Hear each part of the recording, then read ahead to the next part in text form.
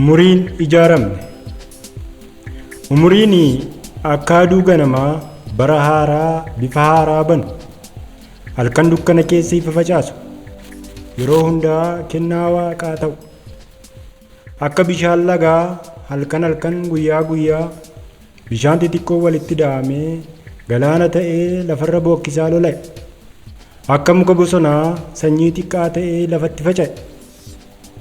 bokkaan itti roobee biiftuun itti ho'ee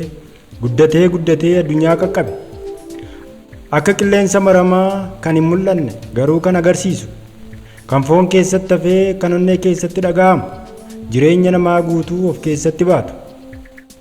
yeroo darbe barreessu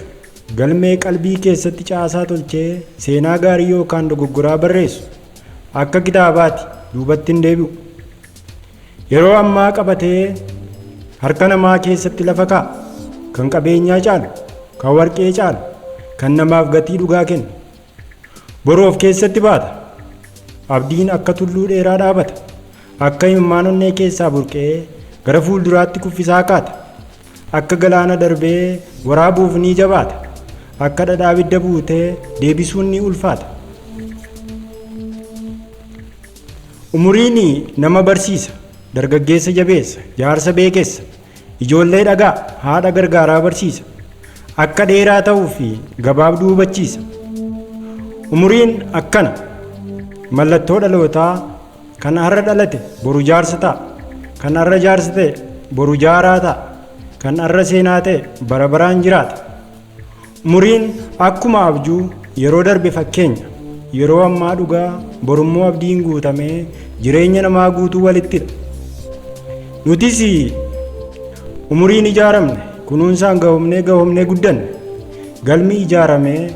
fodduun haramee qooxiin muramee gubbee hambifannee rifeensa haaddanne maatiin to'atamne foora godaanne loon qabanne waan akka habaarroo yaabbannaaf utaalchoo balee waan akka wallaansoo hin deebine boroo leenjii darbannaa eeboo wal argiin gaammee taanee walgarree dharraa baane malee korma bantii qaluu waa'ee dhokkisa buluu eenyuun nu qorate eenyuun nu gaafate akka waan konfoleessa taane itti gaafatamummaa dhorkamne biyya bulchuu lagamne asii bahe hayyuun garbaa hayyuun qaachaa hayyuun dheedaa hayyuun meeddachaa